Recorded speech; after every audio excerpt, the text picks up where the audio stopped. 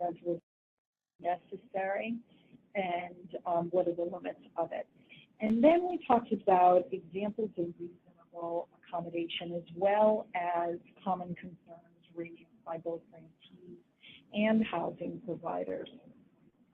So what are we going to do today? Well, today what we're planning to do is not only review grantees and housing providers' legal obligation in the PRA program to provide reasonable accommodations to not only applicants and residents with disabilities, but we'll also discuss the definition of disability for the purpose of reasonable accommodation, as well as the limits on providing a reasonable accommodation.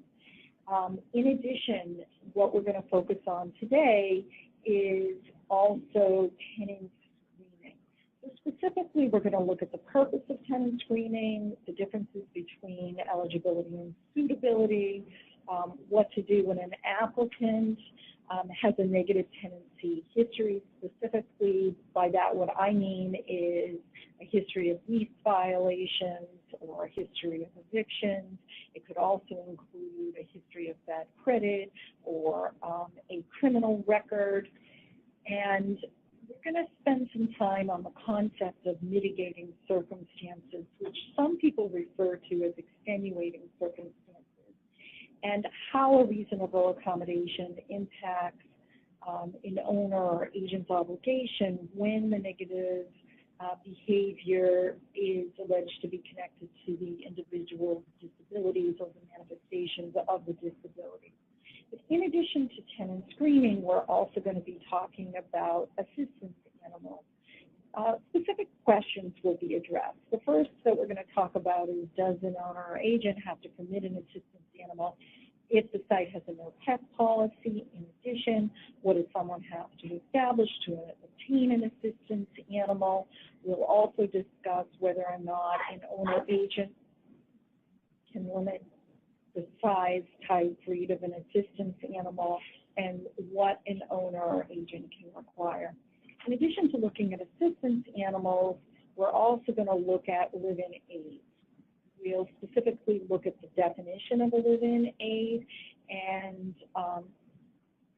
how to qualify for being a live-in aid, what are the parameters, as well as the owner agent's responsibilities in terms of screening for live-in aids, the criteria that have to be used by an owner agent, as well as what an owner agent can't screen for in regards to a live-in aid.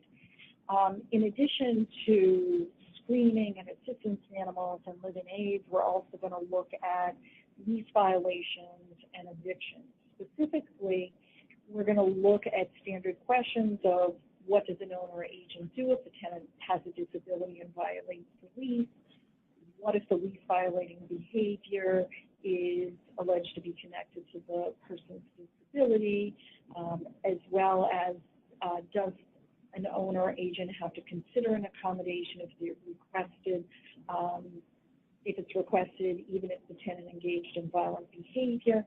And finally, what if the request is made during an eviction procedure?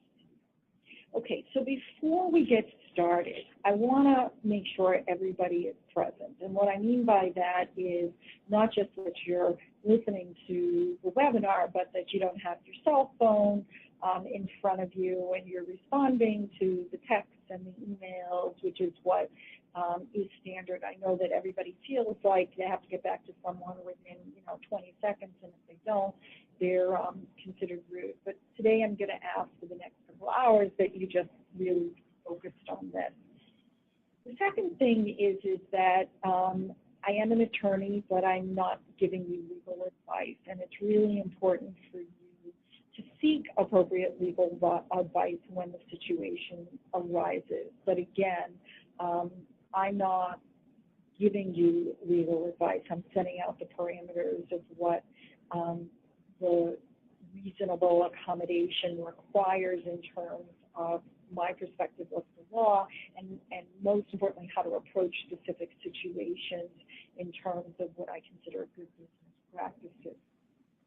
it's crucial that you rely on your agency and company's internal fair housing expertise, your resources, as well as HUD resources. And I can't emphasize this enough.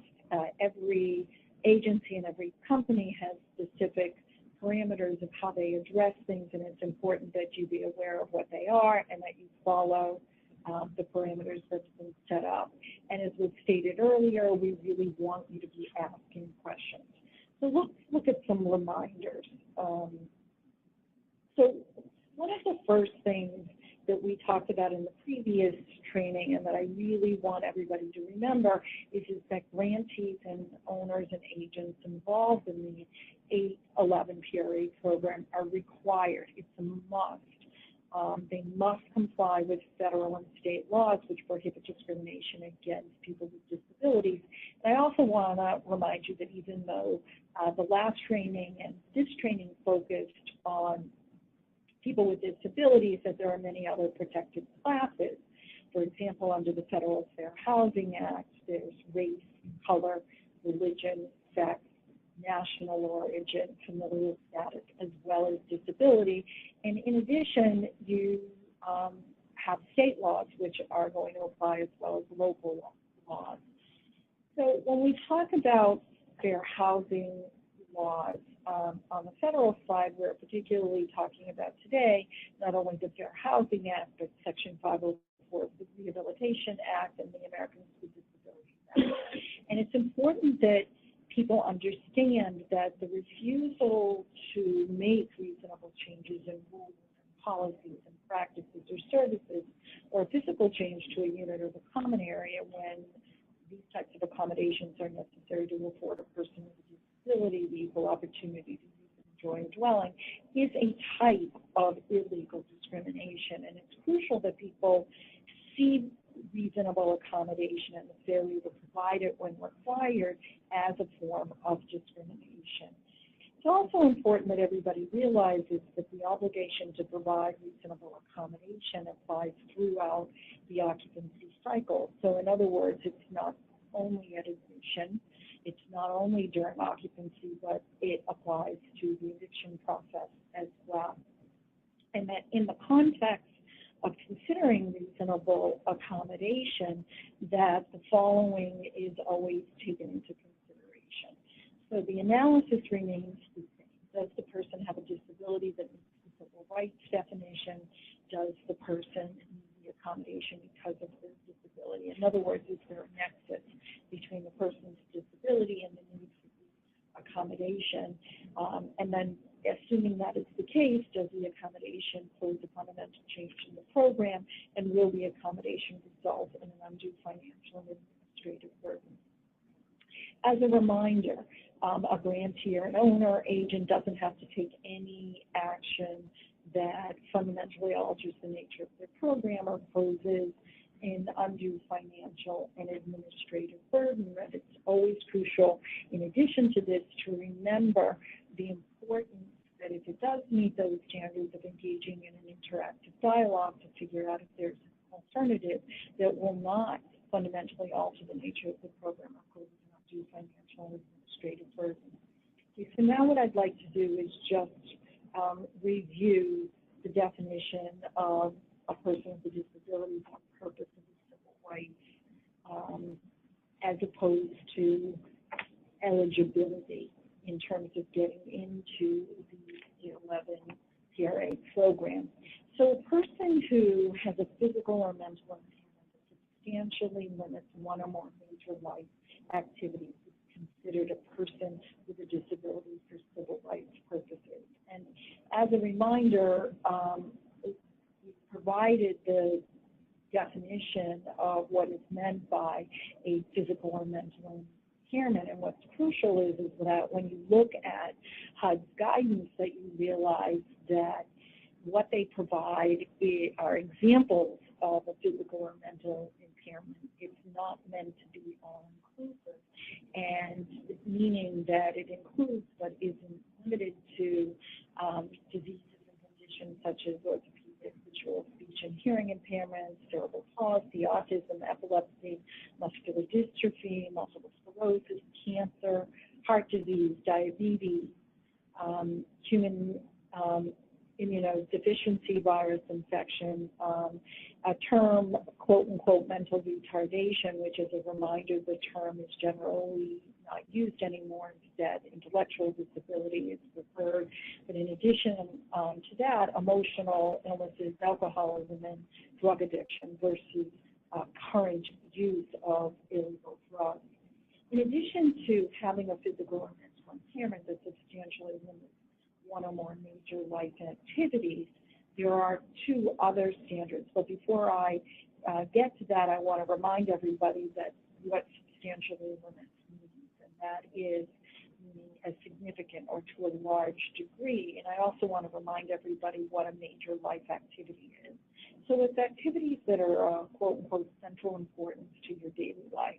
And that can include seeing, hearing, walking, breathing, performing manual acts, including caring for oneself, so daily living functions, as well as learning and speaking. And I'm going to encourage everybody to look at the HUD DOJ guidance for further information on what constitutes a physical or mental impairment, as well as the discussion on substantially limits and what constitutes a major life activity. But as I said, in addition to a physical or mental impairment that substantially limits one or more major life activities, someone is considered to have a disability if they have a record of such an impairment and a grantee or a housing provider were to act on that history, for example, rejecting someone because of that history without any other basis for the rejection. So in other words, or even if it was part of the rejection, or regarded as having an impairment, I think you have a disability and I reject you because of that.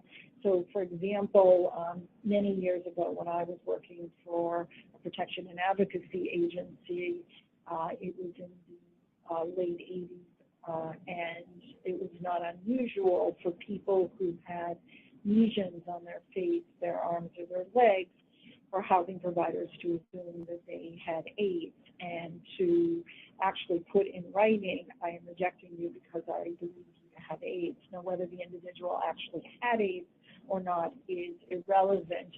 The housing provider would have taken action based on the assumption that someone had AIDS or regarded them as having AIDS and therefore engaged in illegal discrimination.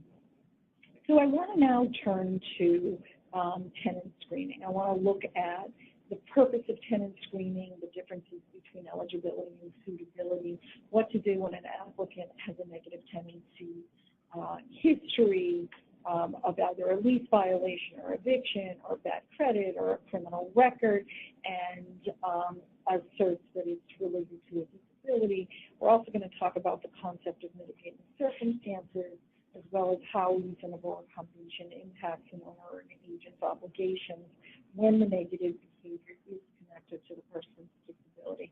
So again, this isn't based on an assumption that the housing provider or an agency is making, but rather when the applicant puts forth that a negative tenancy-related behavior is related to the disability. Okay, so let's get started on a review of what constitutes tenant screening. And so I want to make sure everybody realizes that tenant screening is the process that's used by agencies as well as owners and managing agents, which I think everybody on the line realizes this, but the acronym or the abbreviation for owners and managing agents are OAs. So it's the process used by OAs to determine if an applicant is both eligible and suitable for housing. So I want to separate out eligibility and suitability. Okay, so when we talk about eligibility, really what we're talking about are the criteria that have to be used to determine if specific requirements for the 811 housing program and any other applicable funding sources are met, as well as any site-specific eligibility criteria. And so usually when we talk about eligibility, we break it down to program eligibility, which really refers to the 811 program. So, for example, specific income limits, full residency, disability status, as well as, in addition to program eligibility, project eligibility. So, for example, specific site requirements based on how the site is structured or what the site is required to do. So, for example, it could include occupancy standards, or if not all of the units at a site were funded through a specific project-based subsidy, whether or not vouchers could be accepted, etc. So let's now turn to suitability. So suitability really focuses solely on an ability to comply with the terms of the lease. And it can't be based on people's assumptions or social judgments or protected status. So these include, the ability to pay rent on time, not interfering with other people's quiet enjoyment, maintaining a decent, safe, and sanitary unit, not engaging in criminal activity, and complying with other reasonable policies. So these are the standard suitability requirements that when we as owners and agents talk about things, this is what we mean, suitability. And again, it cannot focus on our assumptions about what is appropriate socially or social judgment, but rather ability to comply with the terms of the lease. Okay, so the question that I oftentimes get is whether there's a document that summarizes the site's eligibility and suitability criteria. And the answer is yes. It's called the Tenant Selection Plan, and the acronym for that is standardly TSP. And all sites covered by the 811 program are required to have one. And this is a crucial document because it really summarizes the tenant selection criteria, not only eligibility, but suitability, as well as the procedures for admission and rejection. This is such a crucial document that any staff person who is responsible for screening and or the admission process, putting people on a waiting list, taking people off a waiting list, absolutely needs to know what the contents of a TSP include and how the TSP is to be utilized from a practical standpoint. How do you use it? What does it include? And what are the procedures? So let's spend a little bit of time on the mandatory rejection standards for the 811 program, which we have obtained these standards by looking at HUD guidance that is out there on the 811 program, specifically the guidance contained in HUD Handbook 4350.3, which is the occupancy handbook. And we provided you the reference for this handbook towards the end of not only this training, but the previous training that we had done. So there are both eligibility and suitability requirements. And I want to just briefly go over these. This is not an actual training per se on each of these eligibility and suitability requirements, and I encourage everybody to spend time actually reviewing the standards contained in the handbook, as well as any other guidance that's been provided to you via HUD. So when we talk about eligibility, the program has specific requirements, which include, for example, income eligibility, Social Security number requirements, full residency requirements, signing the HUD-required consent forms, the 9887 and the 9887A, as well as project eligibility, which I believe everybody on this webinar realizes includes that a household member must be between the ages of 18 and 62 and satisfy the applicable eligibility definition of disability. In addition, there are suitability requirements, and these include that all household members are going to be excluded if they if someone in the household is subject to a lifetime sex offender registration requirement, or if they are currently illegally engaging in illegal drug use. And based on federal standards, that will include the use of medical marijuana, because even in states such as Massachusetts, where medical marijuana is permitted at a federally subsidized site, it is prohibited, and owners and agents are not permitted to allow people to rent if they are illegally using a controlled substance, and that includes medical marijuana.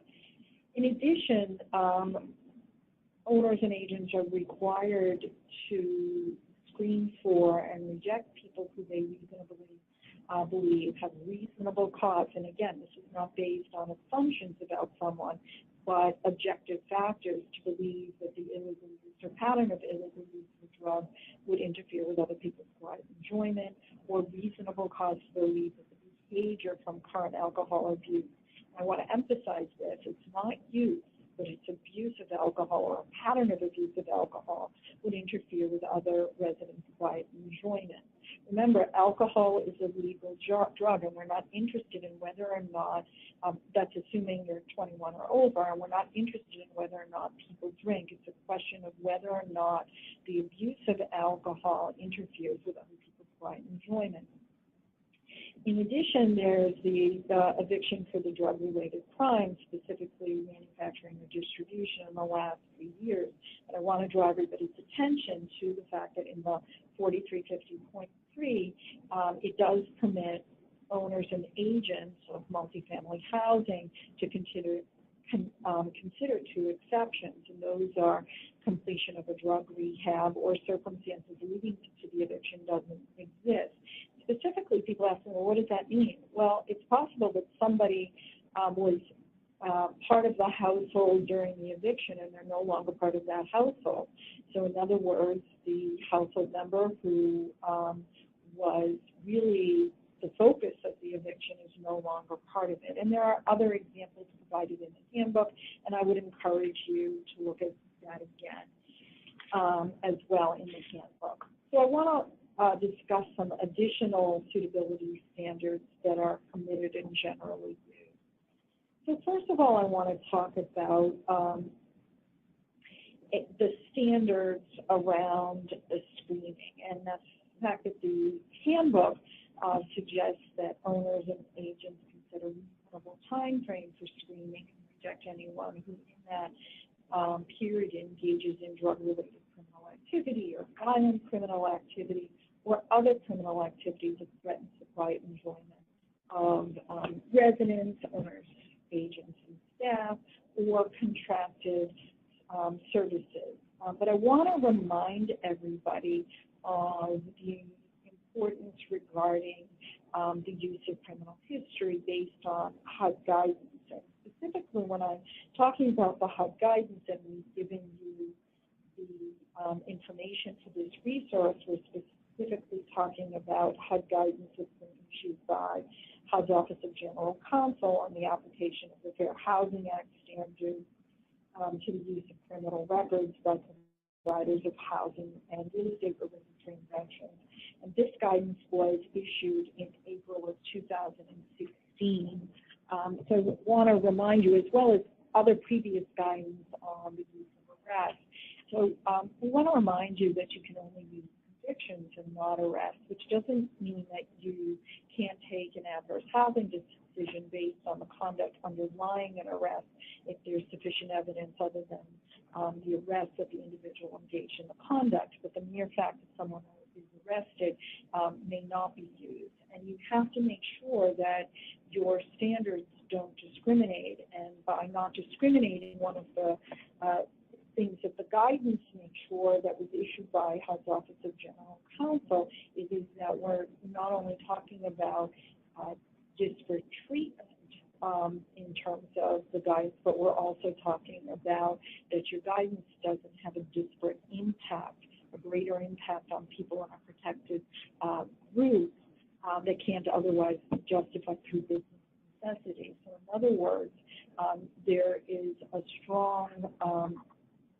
emphasis on the importance of evaluating the standards that you are using to do screening and the timeframes that you are utilizing to review screening to make sure that they do not have a disparate impact on people in a protected class, specifically people based in terms of racial discrimination.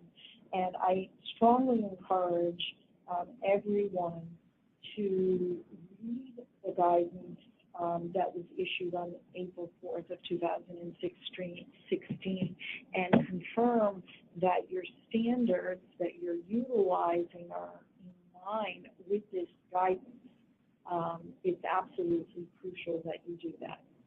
Okay, so I want to also talk about other methods of screening that can be contained in a tenant selection plan. Again, the acronym for which is the TSP.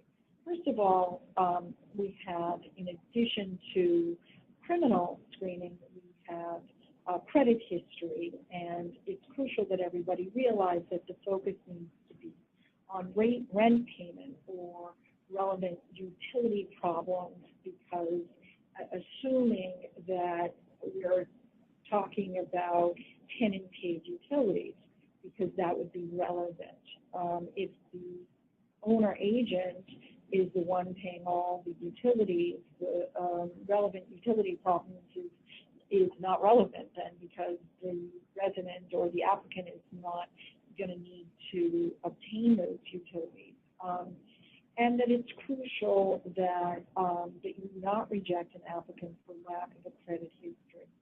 I can't emphasize the importance of the credit history enough, because again, like criminal background checks, there is crucial that the use of a credit history doesn't have a greater impact on people in protected classes, and there's been quite a bit issued not only by HUD but by legal aid organizations around the use of credit history and how it can have a disparate impact on people, not only who are people with disabilities, but people in other protected groups, such as discrimination based on race and national origin.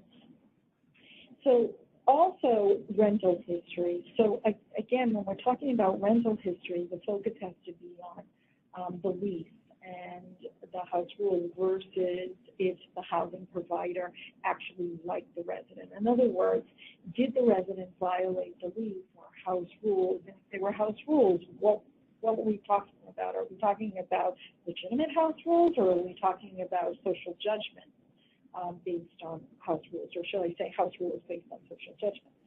Okay, and then we're talking about housekeeping. Okay, so I don't know about you, but when a lot of people talk to me about housekeeping, I want to make sure that everybody realizes that the focus has to be on health and safety issues and the proper care of appliances and plumbing and damages.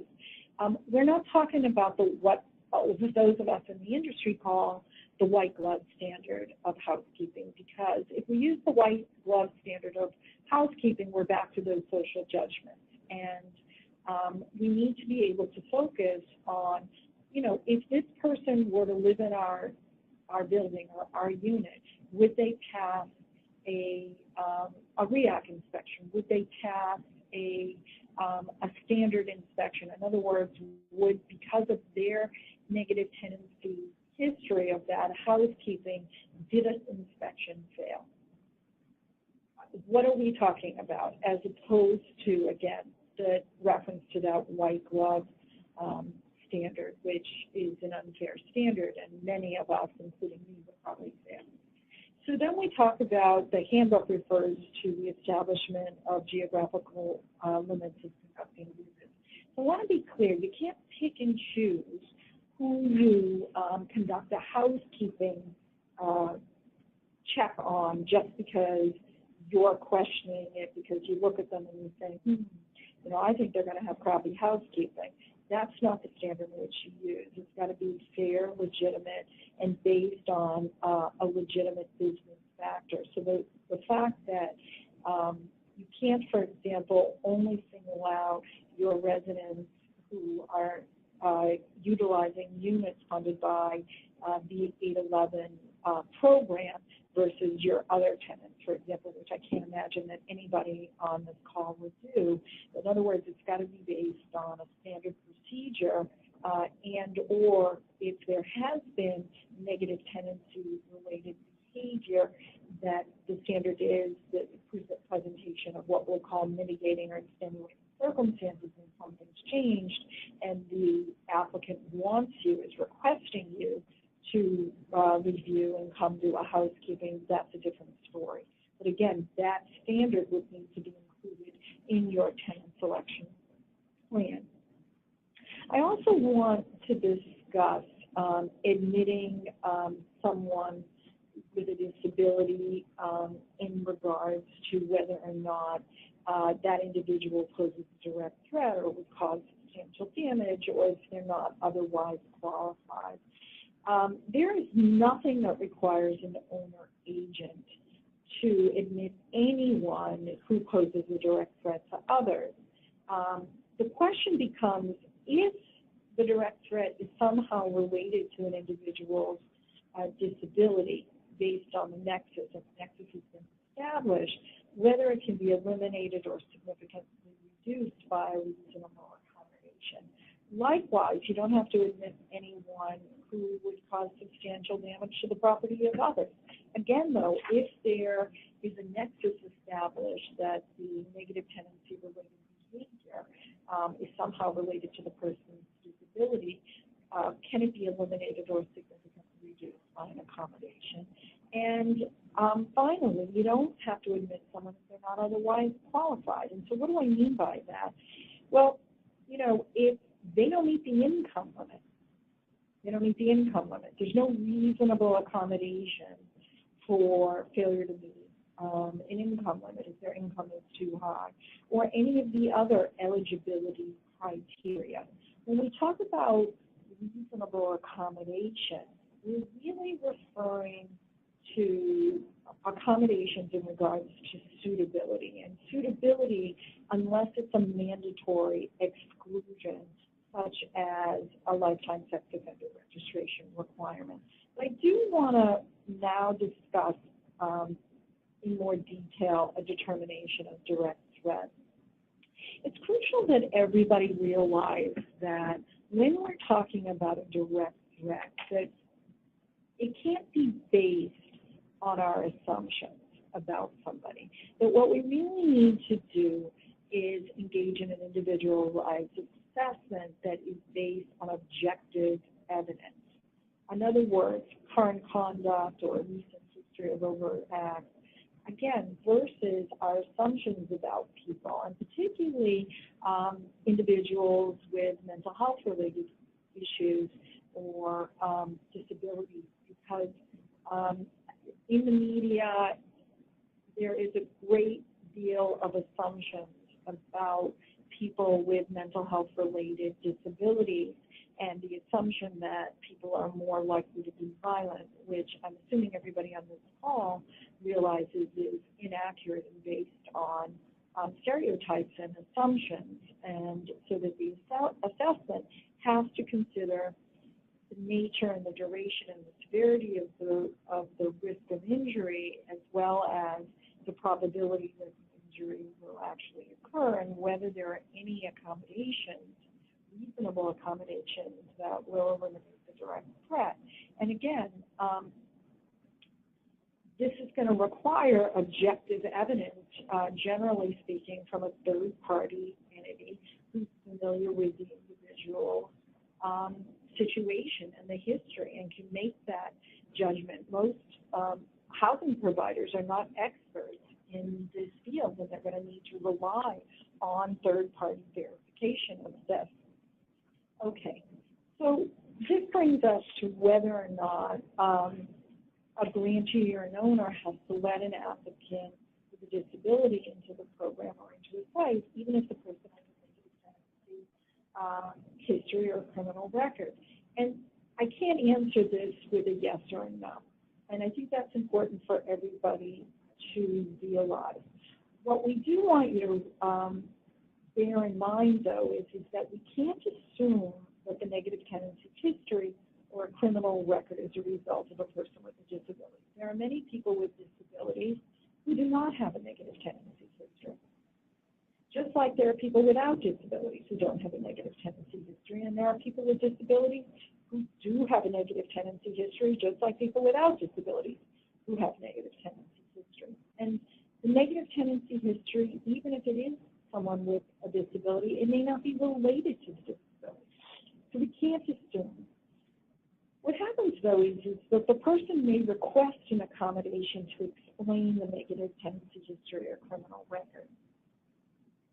And that's when we must consider the reasonable accommodation.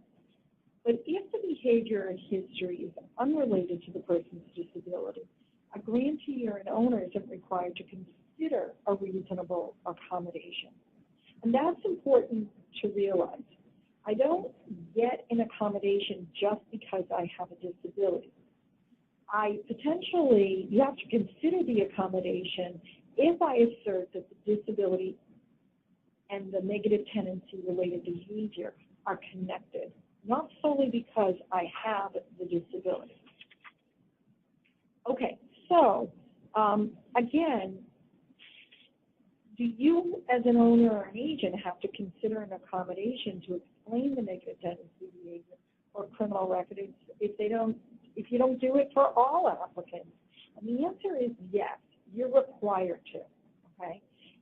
So in other words, this is because it's a form of a reasonable accommodation.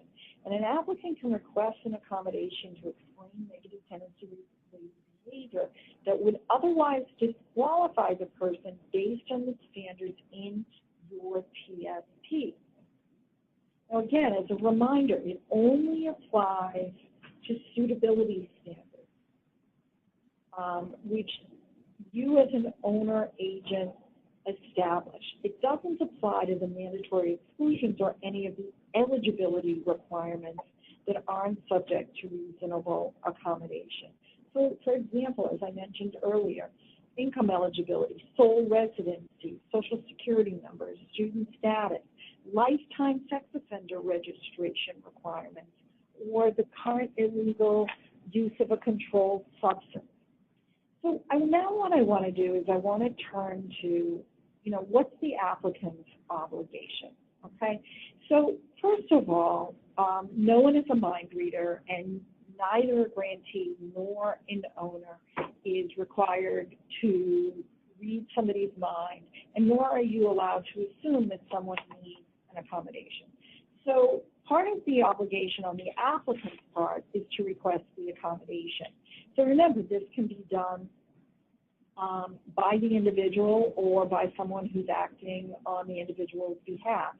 And it's also the applicant's obligation to provide the documentation. So that includes that the person has a disability that satisfies, again, civil rights definition of disability, a physical or mental impairment that substantially limits one or more major life activities. And this is only required, remember, if the disability is not obvious and or otherwise known. In addition, provide the documentation of the nexus between the disability and negative tenancy-related behavior, not obvious, slash, and or otherwise known. 3, that the person can now comply with the terms of the lease. In other words, if something's changed or a proposed plan is likely to be effective in solving the problem. So this could also require that the applicant provide documentation, self-certification that they're willing and able to follow the plan. Because some applicants, even though a plan is in place, don't want to follow it. And if they're not going to be able to comply with the terms of the lease without following it, then the argument is it's not really reasonable because nothing will change. And if the service provider is part of the plan, are the services in place? And if a previous plan was in place, what's different? So in other words, what's changed? Why should we believe that the applicant is able to comply with the terms of the lease now when they didn't or couldn't before? And again, it's crucial to realize that this is an effort that has to be put forth also on the grantee and owner's side. If you don't hear back from a third party and you've sent it out, you need to stay on top of it. You need to follow up with that third party to say, hey, I sent you this third-party verification. Again, assuming the disability in the nexus is not obvious and or otherwise known. And if you're not hearing back from that third party, to engage with the applicant to let them know that you're not hearing back from them. Because if you don't communicate with the person, you are, in effect, I believe, creating somewhat of a barrier because you're not letting them know that the third party is not getting back to them. And that applicant who has the disability is then in limbo. And in fact, you're in limbo because it's hard to fill the unit then. You've got a vacancy that's looking to be filled. So you have to look at this as a collaborative effort of you're working with the applicant to not only determine this nexus, because remember, we're in the business of housing people. And it's crucial that we work with individuals with disabilities as well as their advocates, that they are involved to try to figure out whether or not someone can comply with the terms of the lease and meet the legitimate standards contained in that tenant selection plan.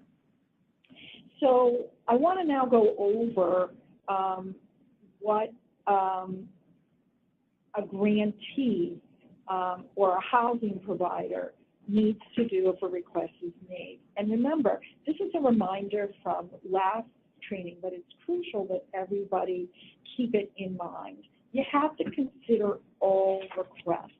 You can't look at a request and say, nope, not doing it. Too bad, so sad. This is like way out of our boundaries. All requests must be considered. And you have to determine if there's a connection between the negative tenancy-related behavior and the person's disability. So I want to emphasize this. So regardless of how egregious someone's past behavior is, you must consider it. And that includes things such as murder. The only exception that I'm going to emphasize is the lifetime sex offender registration requirement, because that is a clear mandate from HUD. Short of that, you must consider all requests. And this is also a reminder that whatever standards you're using must meet the guidance that was laid out in that April 4th, 2016 memo from HUD's Office of General Counsel on it, on screening of criminal records. And because I think it provides insight around to the parameters. So once you've considered the request, you're going to have to determine if there's a connection between the negative tenancy-related behavior and the person's disability.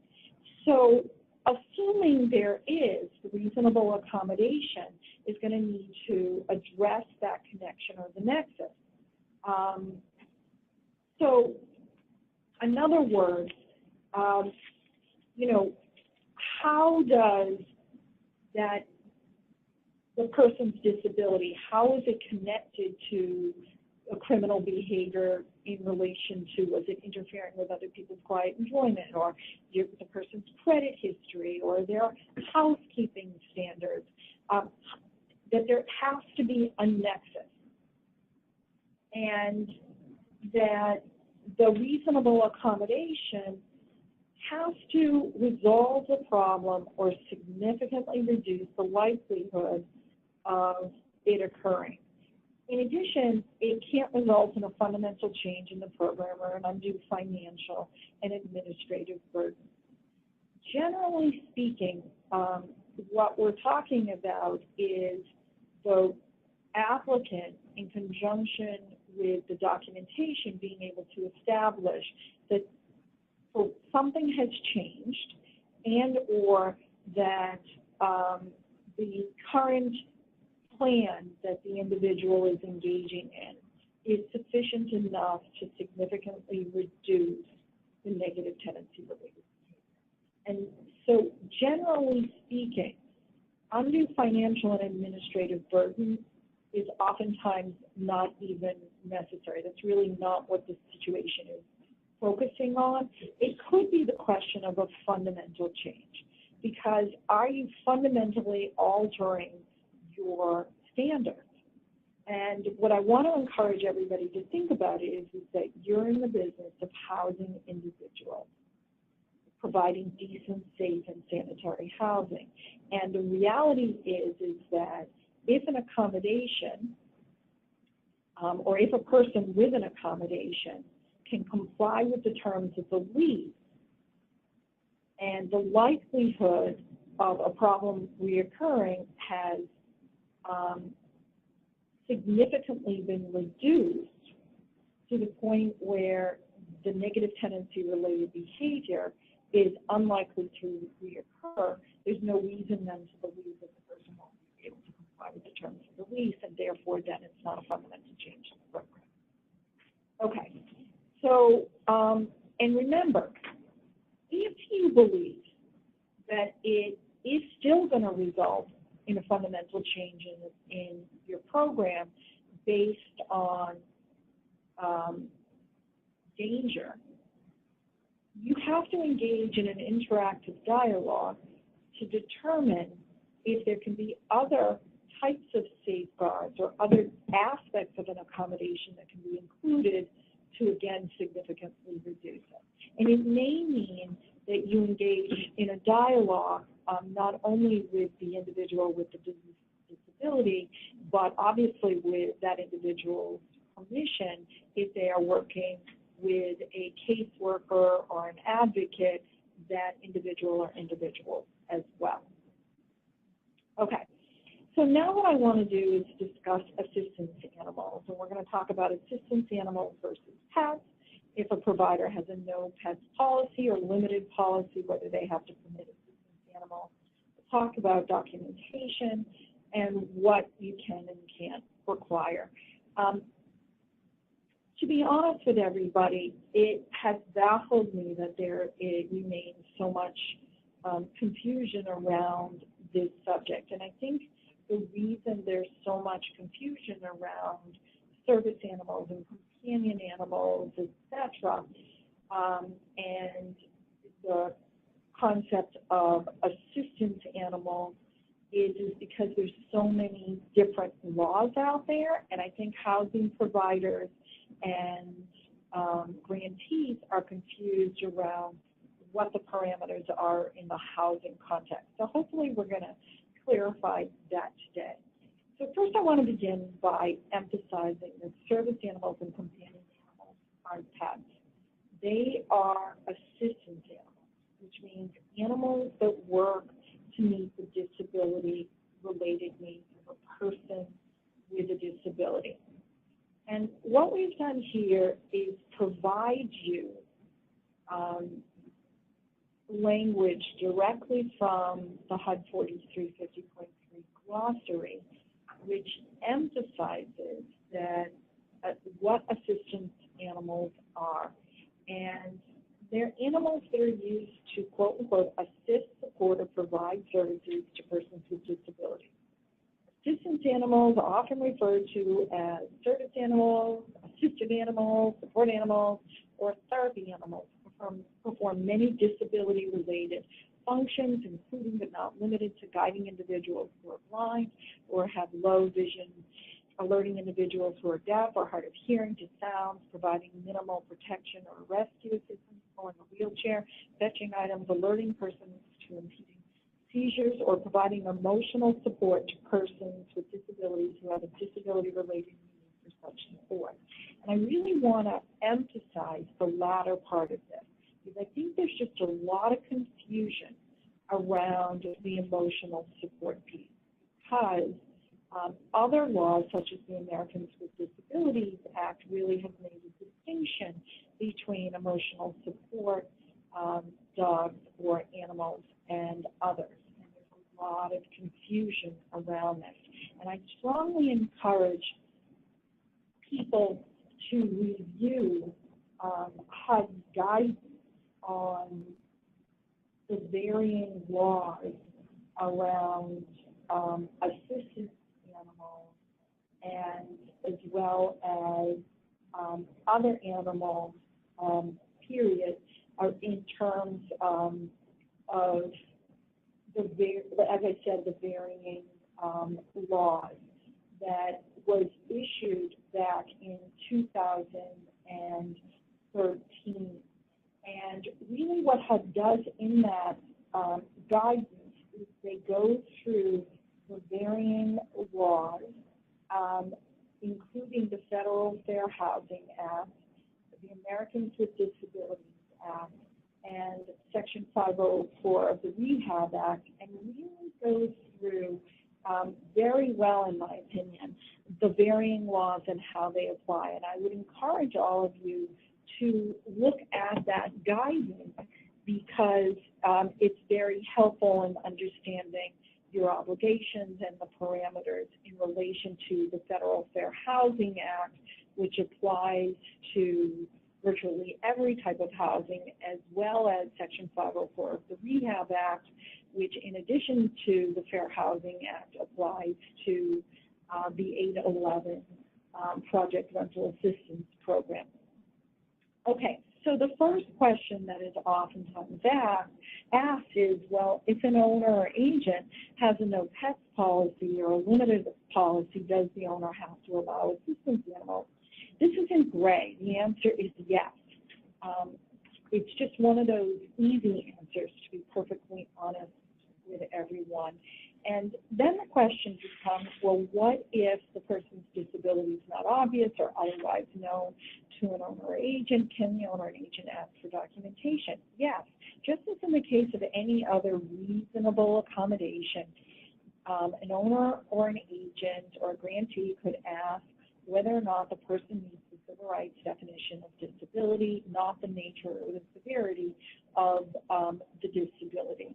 And likewise, if the need for the animal isn't obvious, you can certainly ask for documentation of that.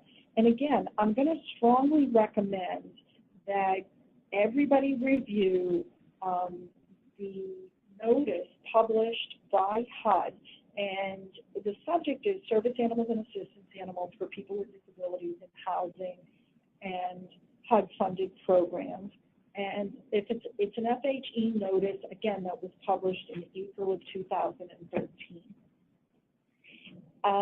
Okay, and so what about what an owner or agent can require an applicant to do in regards to an assistance animal? Well, one, you can ask them to document that the assistance animal has had the required vaccines. And by required vaccines, I mean those required by state or local law, not the ones that the owner or agent or an agency believes is in the best interest of the animal. That's not for you to decide. That is, again, we can't engage in social judgments and paternalistic or maternalistic behavior.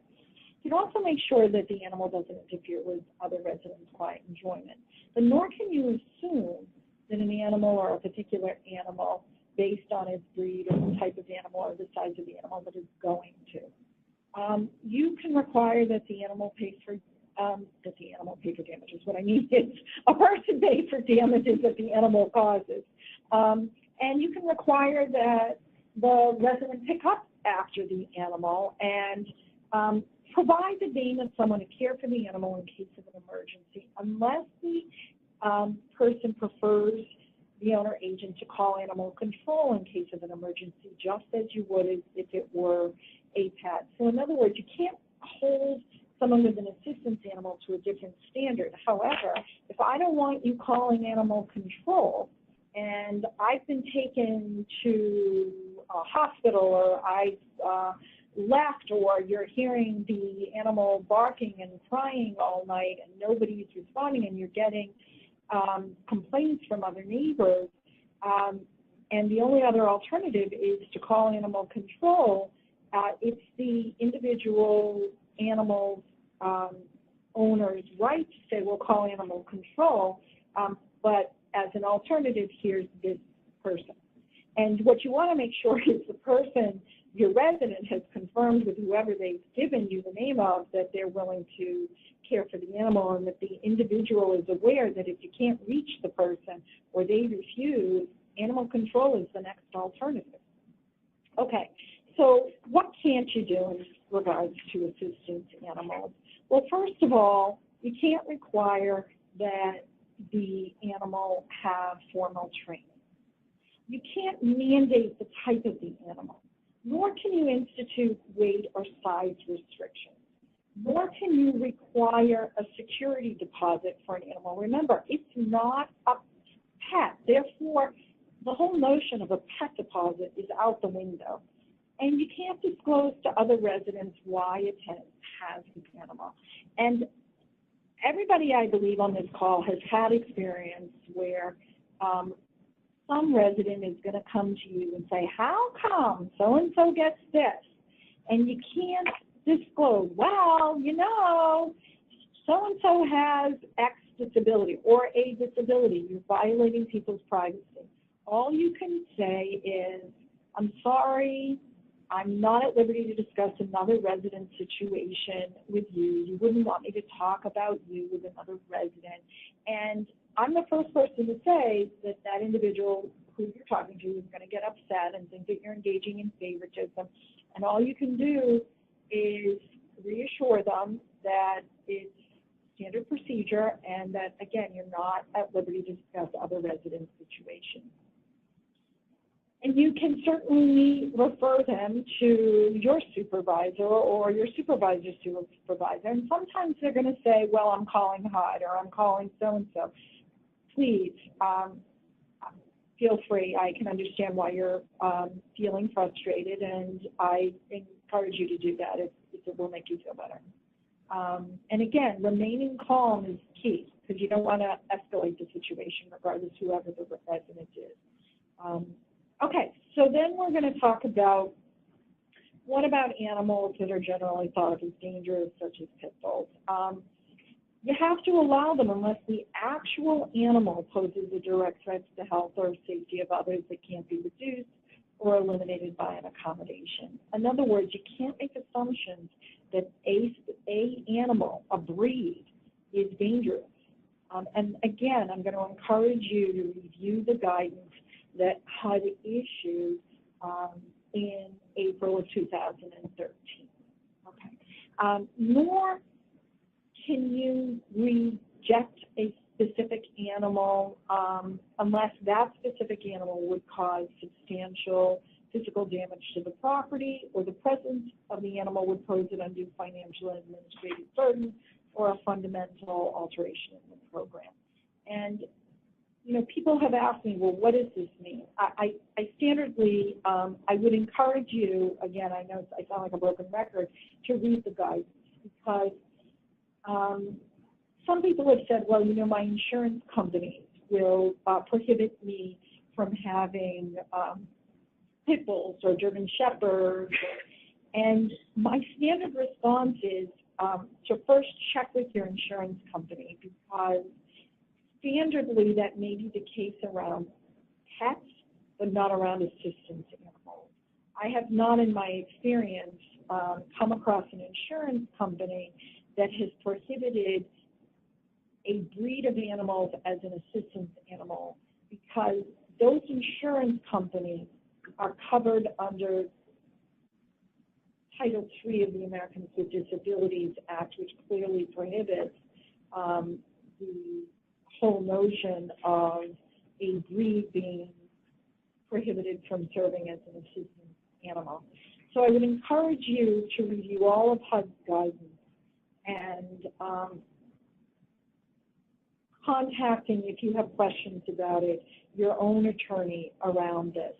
I, again, would also encourage your attorney to review all of HUD's guidance around this subject, particularly around the notion of a dangerous breed, and that HUD has not bought into that based on the 2013 guidance. Okay, so then I wanted to talk about it in terms of medical expenses. So as all of you on the call realize, is that depending on the varying HUD programs, rent is calculated both in terms of looking at gross income as well as adjusted income, and one of the deductions or allowances that are permitted are for people in certain groups, including households under the 811 Project Rental Assistance Program is medical expenses, and that HUD guidance provides that the cost for an assistance animal as well as its upkeep are a medical expense when calculating adjusted income. And it's important that individuals who are responsible for calculating both adjusted income, gross income, as well as adjusted income, and determining a household's rent, that people be aware of this and asking when they are gathering information on the applicable medical expenses, if they are aware that someone has an assistance animal, to ask for these.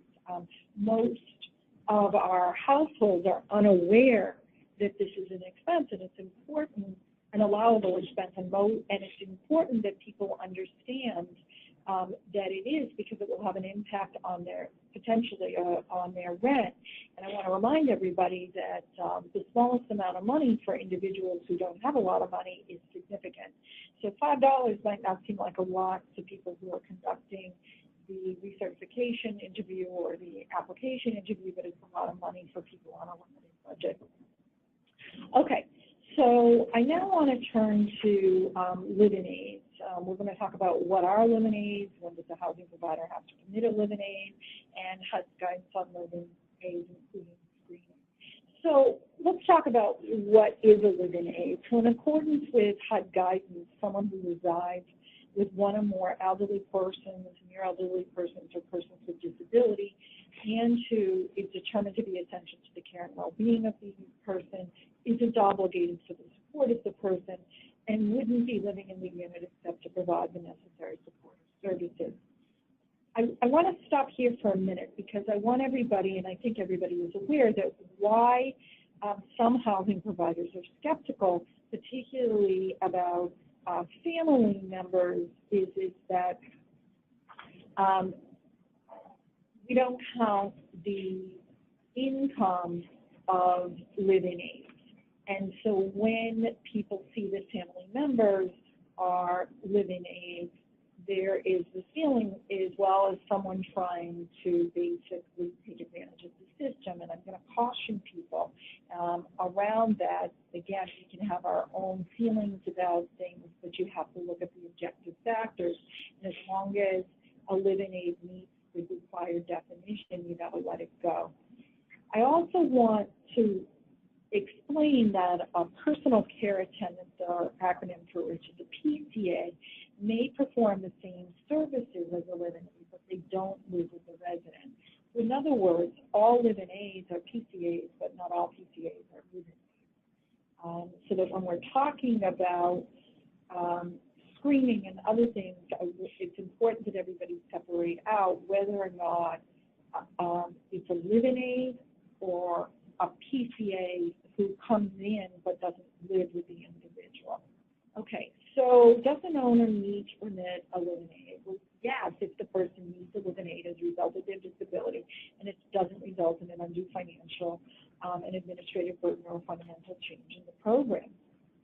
Now, one of the things I want everybody to realize is that agreeing to allow a person to have a live-in aid is very unlikely, and I'm going to emphasize very, pose an undue financial and administrative burden or fundamental change. However, allowing a specific person to live in a unit can be denied because permitting the person to be a household member would pose a fundamental change, such as if the live-in aid failed required screening criteria, such as if the live-in aid were a lifetime sex offender registrant. That would not be permitted. Okay. So what about HUD's guidance on live-in aids? So it's important that verification of the need for a live-in aid and approval occur as a reasonable accommodation. And that you have to count the live-in aid as a member of the household when determining the unit size. But remember, you don't count them towards the income limits, and you don't count their income. Remember, in regards, though, to occupancy standards, that you might need to make an accommodation regarding your site's occupancy standards. So I want to talk a little bit about this.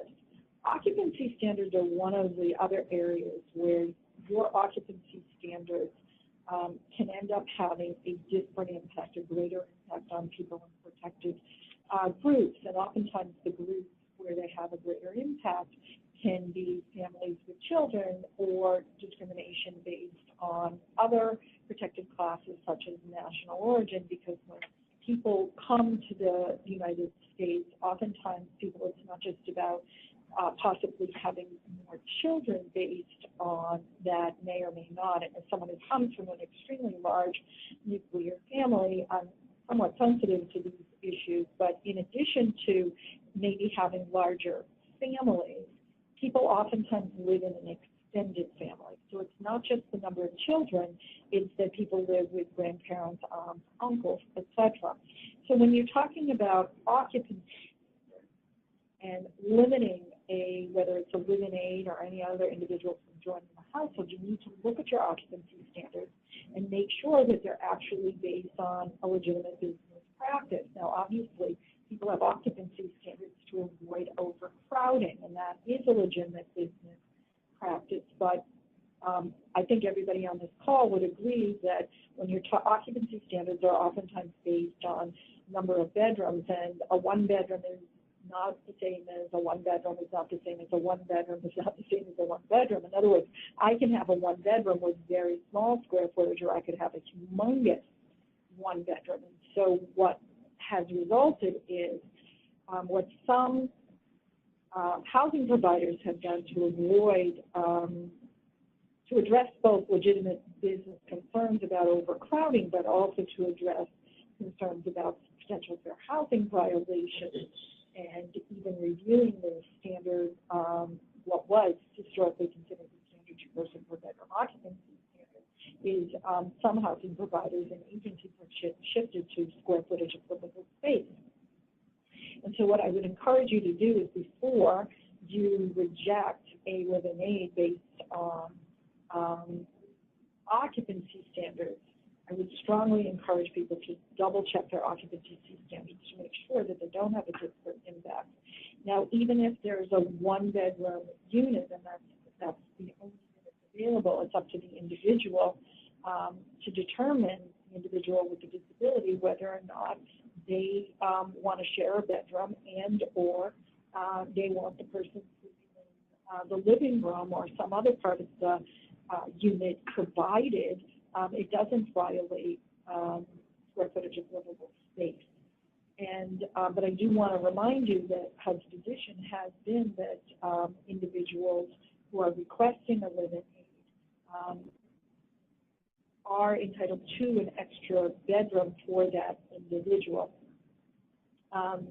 So I now want to turn to medical expenses. So again, live-in aids in regards to allowable medical expenses is specifically addressed in the 4350.3, specifically Chapter 5, and I'd encourage people to look at the section in the chapter dealing with deductions, as well as Exhibit 5-3 of the handbook.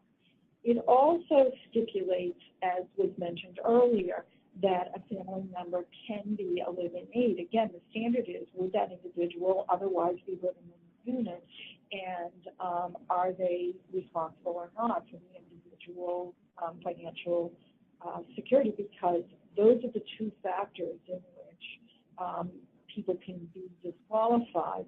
And this is obviously assuming that the individual is necessary for the person with a disability care and well-being. It also stipulates a live-in aid can't qualify as a remaining household member. And this is crucial, and for everybody to realize, it is that if the person with the disability moves out, either because they choose to move out or they're deceased, the live-in aide can't remain in the unit as a household member. Okay, so I want to talk about HUD's guidance in regards to live-in aides, specifically what it says. So it's crucial to realize that the guidance requires screening of live-in aides for drug abuse and other criminal activity, including the state lifetime sex offender registration requirement. So you're required to utilize the same criteria established for screening other applicants. The only exception there is that you do not apply you don't screen for ability to pay rent, and that includes credit. Why? Because the live-in aide, you're not counting their income, and they're not responsible for the rent. Okay. You are required at application to conduct an existing tenant search. In other words, I believe everybody on the call is aware that we utilize the enterprise income verification system, and the only report that we run prior to someone moving in to a subsidized site is the existing tenant search, and this is for all household members, not just family members. Likewise, live-in aides have to disclose and provide verification of a Social Security number. And the resident is responsible for the behavior of the live-in aide, their employee. Okay. And you're not violating fair housing if you deny a particular live-in aide to become a household member because the person failed legitimate criminal or landlord screening criteria contained in your TSP. I'm going to emphasize the criteria has to be legitimate. Okay, so now what I want to turn to are lease violations. Specifically, should an owner or agent address lease violations committed by a person with a disability, and does the housing provider have to consider a request for an accommodation during an eviction procedure?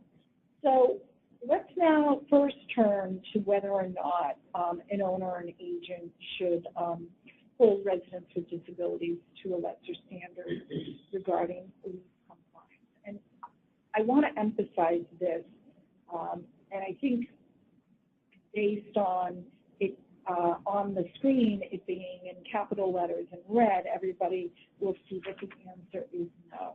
The bottom line is, if any resident is violating the lease, you must address the lease violating behavior.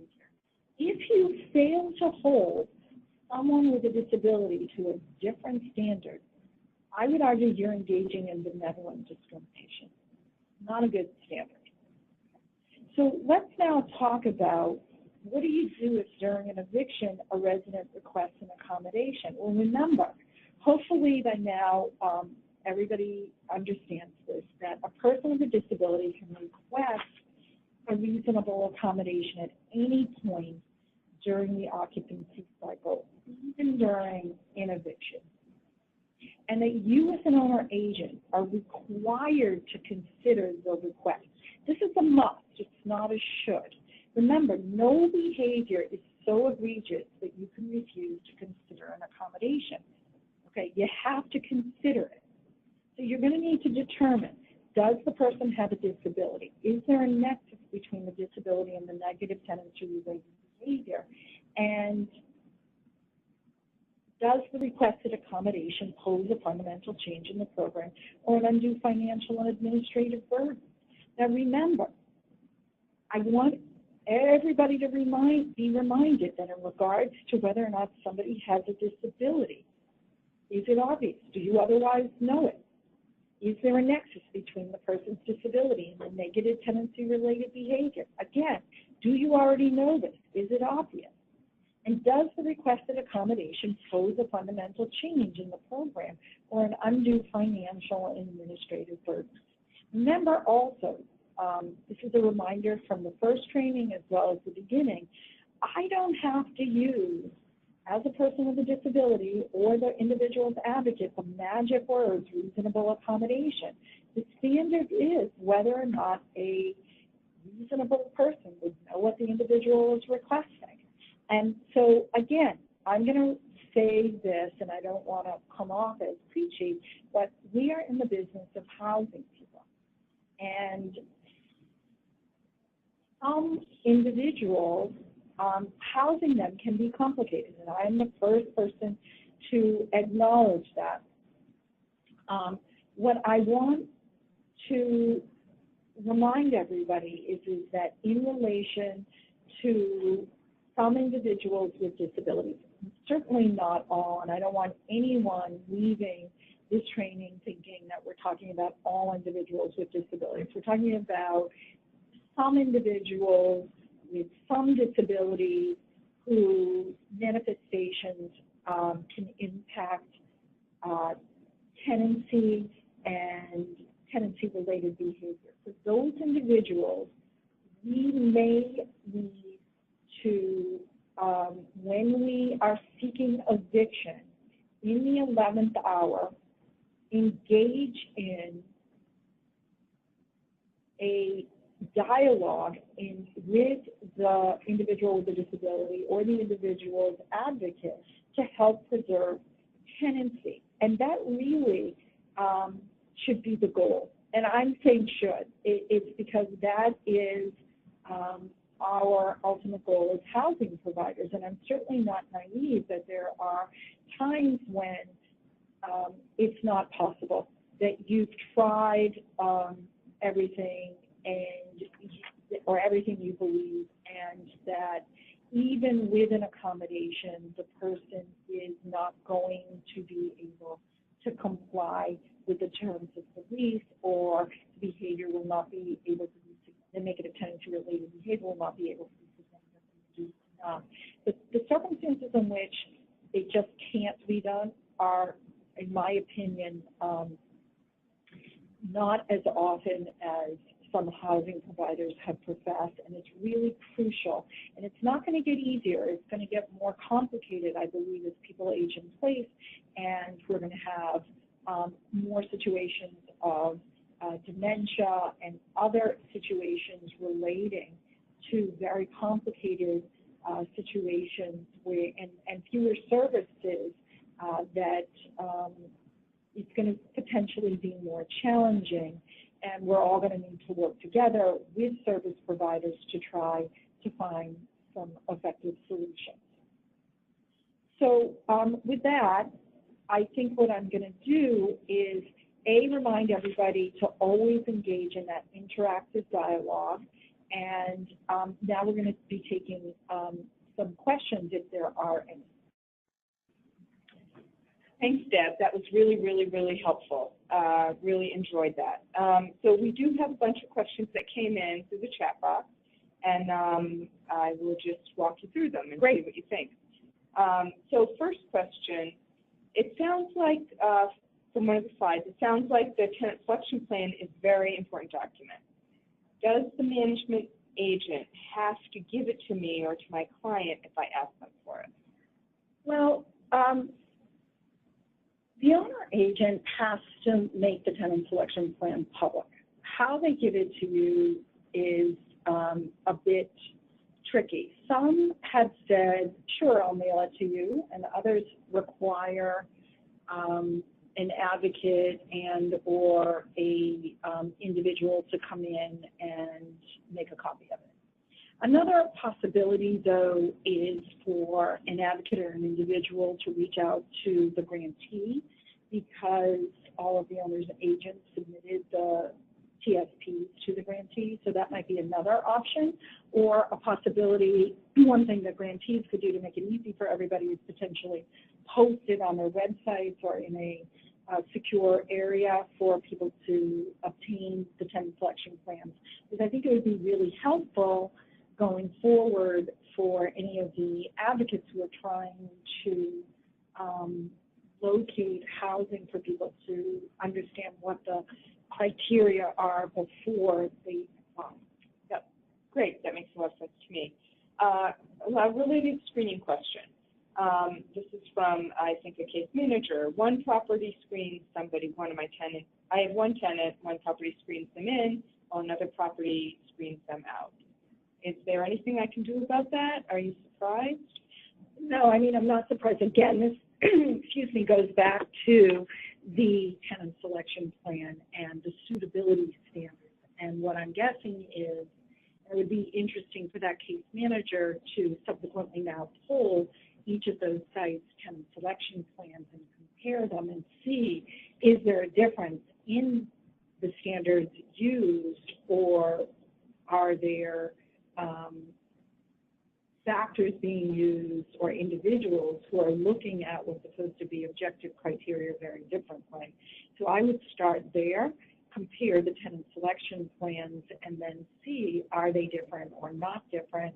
If they are different, are they all legitimate based on the HUD guidance that was issued in terms of disparate impact? But assuming they're all legitimate, what are the variations dependent on?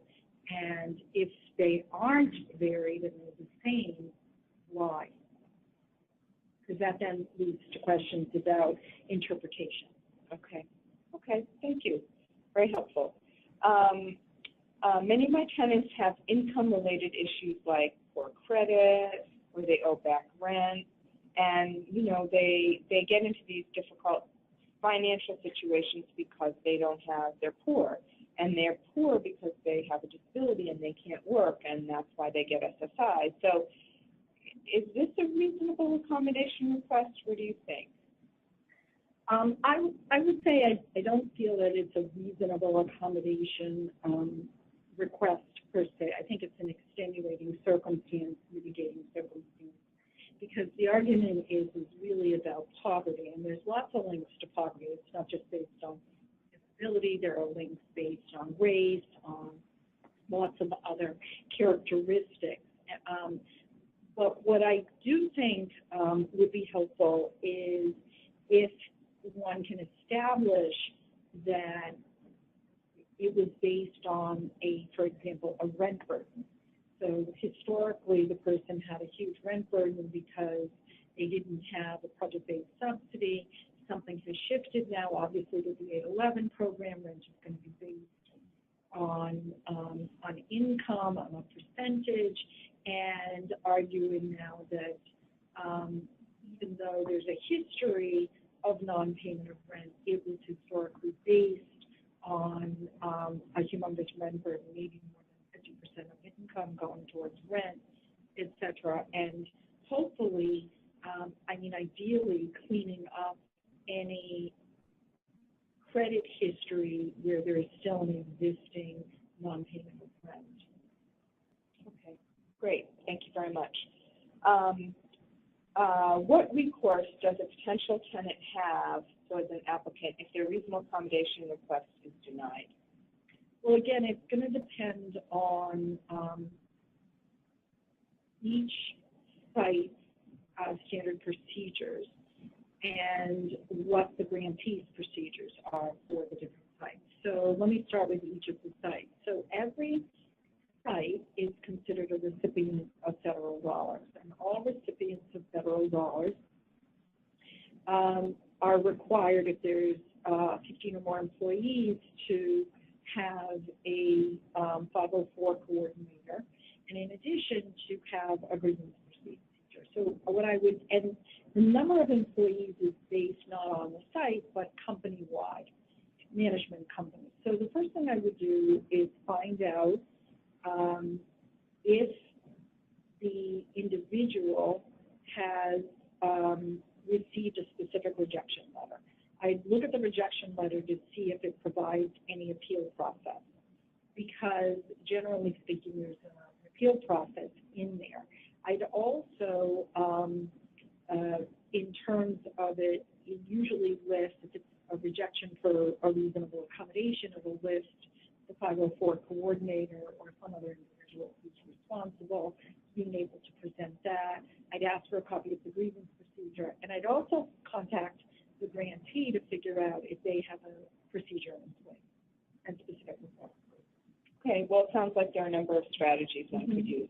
A couple more questions. Let's say, I'll just paraphrase this person's question.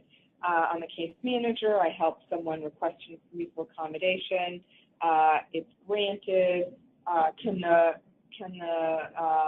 management agent attach the accommodation to the lease addendum? In other words, if you know, I have a client who doesn't, who has had some tenancy problems. They didn't have a case manager at that time. They, you know, had medication issues. Now that's kind of all solved. I mean, they couldn't put in the lease they have to take their medication. Could they put in the lease that they can see me once a month? I mean, is that allowed? So a housing provider can't change the terms of the lease based on a provision of a reasonable accommodation.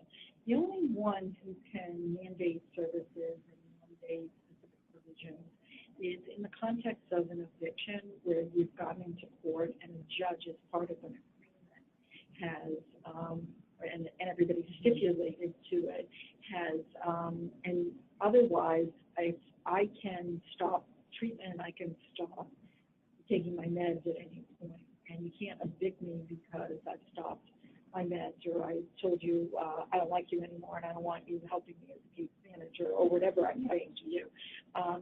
Because the reality is, as long as I'm complying with the terms of my lease, it's irrelevant. But then what you're saying is if those things I stop doing lead me to be evicted, at that time the judge could order a requirement, which is essentially like adding it to the lease. They could if everybody stipulates to it, absolutely. If it's agreed that would make a difference. If it would make a difference and maintain the tenancy, but it's only a judge and under rare circumstances that it would get agreed to. Okay, great, thanks. I think we have one more question. This individual writes in the chat box, I'm a little confused. Managers sometimes tell me that they treat all applicants the same way, but reasonable accommodation treats people with disabilities differently. And sometimes the managers say that they can't, you know, they use this as an excuse not to provide an accommodation. They can't treat people differently. What should I say? I think it's a great question, and I hear it a lot, because then I think it gets really confusing for managing agents, because we're all taught that we can't treat people differently, because if we treat people differently, we're discriminating. But what's different around reasonable accommodation, and we talked about this in first training and at the beginning of this one, is that the failure to provide an accommodation to someone with a disability when necessary in order to provide them an equal opportunity to apply to enjoy their housing or related services is in fact illegal discrimination. And so the response is exactly that. The failure to provide an accommodation to someone with a disability is a form of discrimination. And you are required to potentially treat someone differently. It's not so different around language access.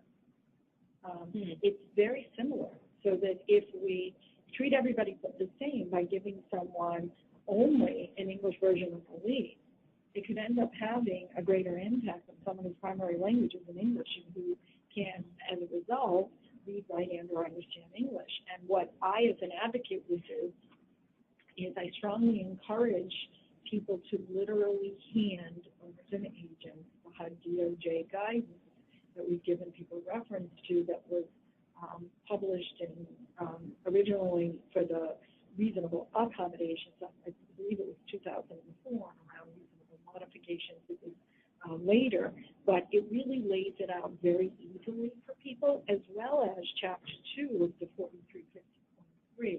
And I'd encourage people to be able to articulate to housing providers, look, here are the documents that you have an obligation with. And also, those housing providers have all signed an agreement with the grantees, which stipulates the obligation to provide people with disabilities with reasonable accommodation. Yep. In addition, the only other thing I wanted to add is when we're talking about, mitigating circumstances and trying to understand the nexus between a disability and the need for an accommodation, and enabling someone to now be lease compliant, there's nothing that prohibits a housing provider from considering mitigating circumstances for all applicants. So going back to that question about, well, I'm a client advocate and my client has a negative tenancy history because they were poor.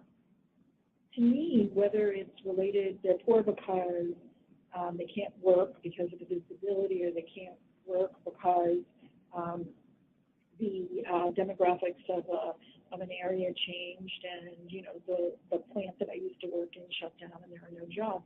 There are mitigating circumstances that we all face around whether it's various parts of ability to comply with a lease, paying rent, not interfering with other people's enjoyment, maintaining a decent, safe, and sanitary unit, following reasonable rules. That I, as a housing provider, can consider that for everybody.